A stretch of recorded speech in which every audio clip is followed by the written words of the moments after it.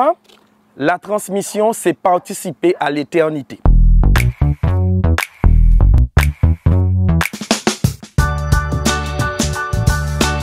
De Bouillante à Baïf, en gros, cette partie de la Côte-sous-le-Vent, c'est vraiment là où on a le creuset d'histoire et de savoir. Nous avons en fond les Monts Caraïbes, où on avait le fameux village de Yons, où la civilisation amérindienne s'est exprimée au mieux. Ils vont organiser une société, ils vont organiser un mode de vie, et à l'arrivée des Européens, ça va être anéanti, mais quand même, ils auront le temps de créer cette nouvelle race qu'on va appeler les Garifounas, plus dans le sud, mais qu'on retrouve quand même ici. Donc il y a eu cet échange entre ces gens venus d'Afrique qui sont nos ancêtres et ces Amérindiens qui sont nos ancêtres pour certains, un échange de ce qu'ils avaient de physique.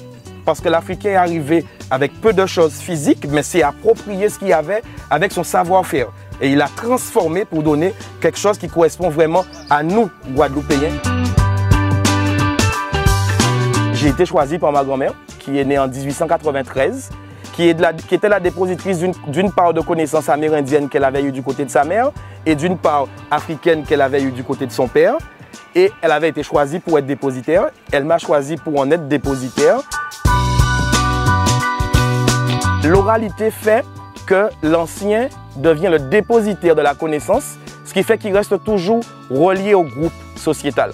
Aujourd'hui, les grands-parents sont grands-parents plus tôt, ils ne maîtrisent pas forcément la connaissance ou ils sont dans des EHPAD.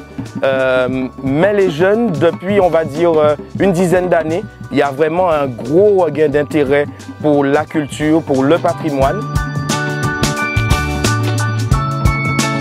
Il y a une demande. Après, il faut que cette demande elle corresponde à ce qu'il faut effectivement transmettre. La transmission orale, comme elle se faisait depuis la nuit des temps, nous sommes les gardiens, nous faisons en sorte que ça dure.